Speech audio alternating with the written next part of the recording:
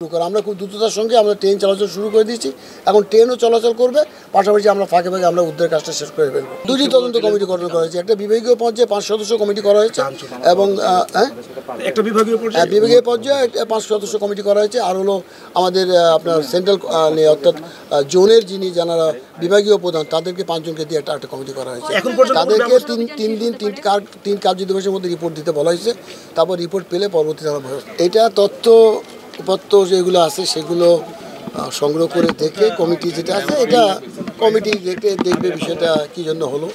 তো যেহেতু এখানে আমাদের যে সিস্টেম অফ ওয়ার্কিং আপনারা জানেন যে এটা আমাদের সিবিআই সিস্টেমে অর্থাৎ কম্পিউটার বেস ইন্টারলকিং সিস্টেম ছিল, সেটা আমাদের এখানে ডাবল লাইনের কাজে এখন সেটা আমাদের ম্যানুয়ালি কাজগুলো করতে হচ্ছে।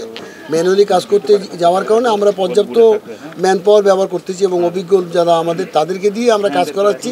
কিন্তু সম্ভবত তাদের যে কার্যক্রমটা অর্থাৎ লাইনটা সেট করা, পয়েন্টটা সেট করে ট্রেন চালানোর যে অনুমতি দেওয়া, এখানে কোনো না কোনো জায়গায় হয়তো কোনো ব্যত্যয় হয়েছে বলে প্রাথমিকভাবে আমার কাছে মনে হচ্ছে।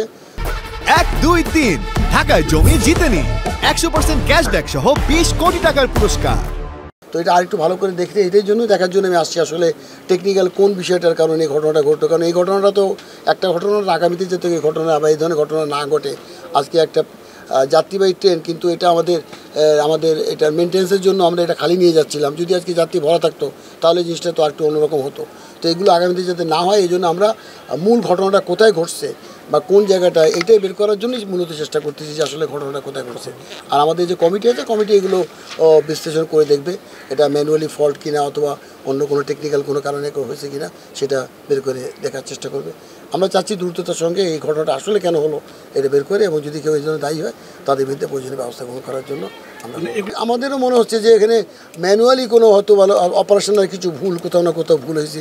কিন্তু আসলে একটা ভুল হলে যদি দুর্ঘটনা ঘটে তাহলে প্রতিদিন দুর্ঘটনা ঘটবে। আসলে একটা ভুলে তো না, এর সঙ্গে আরও অনেকগুলো ভুল যদি একত্রিত হয় তাহলেই না একটা ঘটনা ঘটে। তার মানে যিনি ট্রেন চালাচ্ছেন তারও সচেতনতার বিষয় আছে, যে সুপারভাইজ করার কথা ছিল তারও দেখার বিষয় ছিল। তো এগুলো আমরা দেখতেছি যে আসলে কার কার দায়িত্ব অবহেলার জন্য অথবা অন্য কোনো কারণে ঘটনা ঘটছে কিনা সেটা দেখে আমরা প্রয়োজনীয় ব্যবস্থা নেব।